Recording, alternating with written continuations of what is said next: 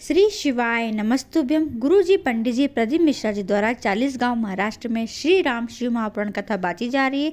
आज की कथा में गुरुजी ने केले के पत्ते का एकदम नया उपाय जानकारी बताई है। साथ में रविवार के दिन है पुत्रता एकादशी। एकादशी के दिन भी गुरुजी ने करने वाले कोई विशेष उपाय बताए हैं। चलिए वीडियो शुरुआत करते हैं। स्वागत है मोदी दी ऑफिशियल चैनल पर। अगर आप लोगों ने अभी तक चैनल को सब्सक्राइब नहीं कर रखा है तो प्लीज़ चैनल को सब्सक्राइब कीजिएगा और कमेंट में श्री शिवाय नमस्तुभ्यम हर हर महादेव अवश्य लिखिएगा। पहला उपाय, यह उपाय उन लोगों के लिए है जिनका कर्जा बहुत ज़्यादा बढ़ चुका है। जी हाँ, धन संपदा की कमी है, कड़की बनी रहती है, पैसों की तंगी है और अपने जीवन काल में कई समस्याओं का सामना कर रहे हैं, परेशानियों से घिरे हुए हैं, कुछ समझ नहीं आ रहा है क्या करे क्या ना करे।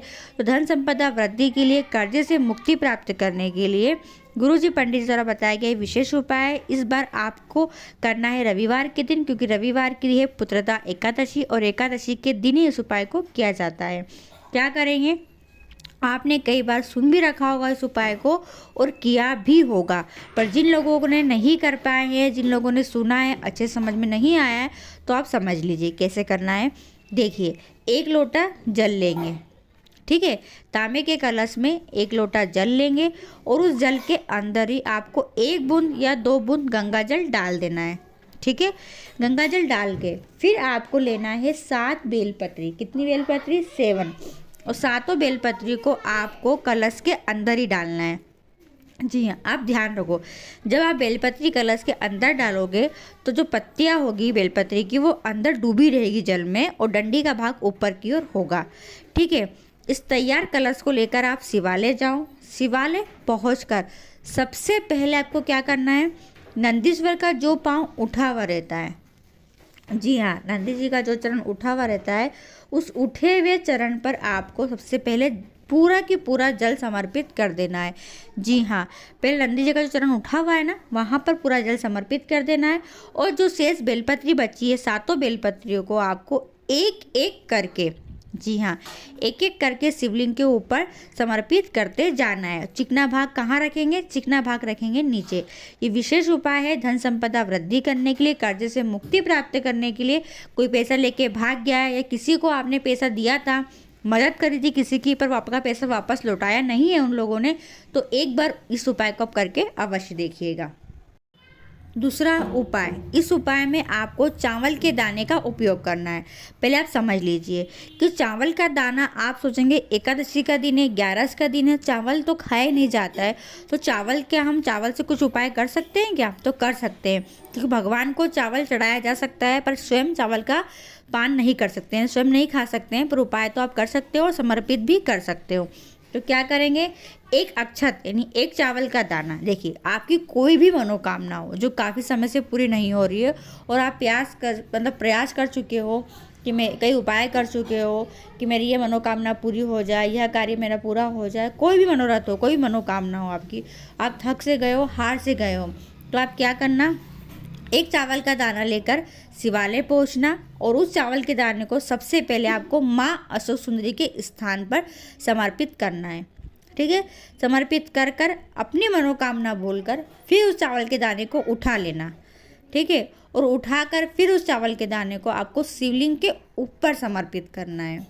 जी हाँ, पहले माँ अशोक सुंदरी के स्थान पर चढ़ाया, उठा लिया, फिर शिवलिंग के ऊपर समर्पित कर दीजिए। ये विशेष अटके हुए कार्य को दूर करने के लिए, मनोकामना पूर्ति करने वाला विशेष उपाय है। तीसरा, केले के पत्ते वाला जो गुरुजी ने नई जानकारी दी है, गुरुजी ने कहा है कि 1 केले के पत्ते में, जी हाँ, क्या क्या चीज़ें रहती है वो गुरुजी ने बताया है कि जैसे कि अगर हम किसी व्यक्ति को 1000 यानी 1000 सोने की थाली में भोजन कराए या 2500 चांदी की थाली में भोजन कराए या 25,000 कांसे की थाली में भोजन कराने के तुल्य पुण्य मिलता है 1 केले के पत्ते के ऊपर भोजन कराने से।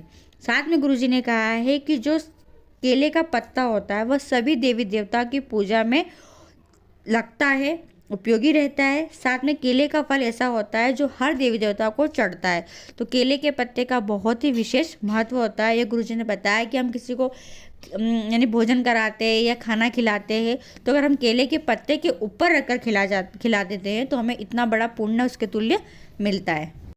इस वीडियो का आखिरी और अंतिम उपाय है। गुरुजी ने कहा है अगर आपकी कोई मनोकामना काफ़ी समय से पूरी नहीं हो रही और आप कई बार प्रयास करके देख चुके हो, करके थक चुके हो, रोज़ मंदिर जा रहे हो, रोज़ बाबा से कह रहे हो, तो गुरुजी ने एक विशेष उपाय बताया है। देखिए, आपको लेना है 1 लोटा जल, वो भी अपने घर के ही मटके का। ठीक है। अब क्या होता है, कहीं सिवारियत दूर रहता है तो हम लोग एक बॉटल में पानी भर के ले जाते हैं।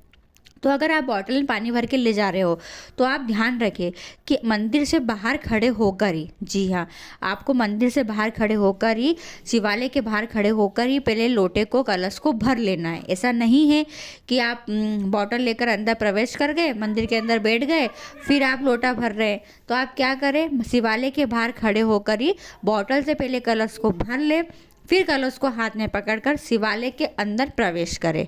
शिवालय के अंदर प्रवेश कर सबसे पहले आपको उस जल को, जो जल लेकर गए उस जल को सबसे पहले आपको जलाधारी में समर्पित करना है थोड़ा सा। जी हाँ, थोड़ा जल बचा लेना है। बचे हुए जल में से थोड़ा जल माँ अशोक सुंदरी के स्थान पर समर्पित करना है। जलाधारी कहाँ पर मालूम है ना, जो ऊपर मटकी बंधी रहती है वहाँ पर, जैसा कि वीडियो में आपको दिख रहा है, वहाँ पर थोड़ा जल माँ अशोक सुंदरी के स्थान पर, और जो कलश में जल बच जाएगा उस पूरे जल को आपको शिवलिंग के ऊपर समर्पित करना है। पर ध्यान रखें, आपको उत्तर की ओर मुख कर खड़े रहना है और अपनी मनोकामना का स्मरण करते हुए पूरा की पूरा जल शिवलिंग पर समर्पित कर देना है। तो एकादशी का दिन है, पुत्रदा एकादशी है, कोई भी मनोकामना हो आपकी, अब इन विशेष उपाय को अवश्य कीजिएगा। वीडियो पसंद आती है, थोड़ी बहुत उपयोगी रहती है तो और लोगों तक जरूर शेयर कीजिएगा। श्री शिवाय नमस्तुभ्यम। हर हर महादेव।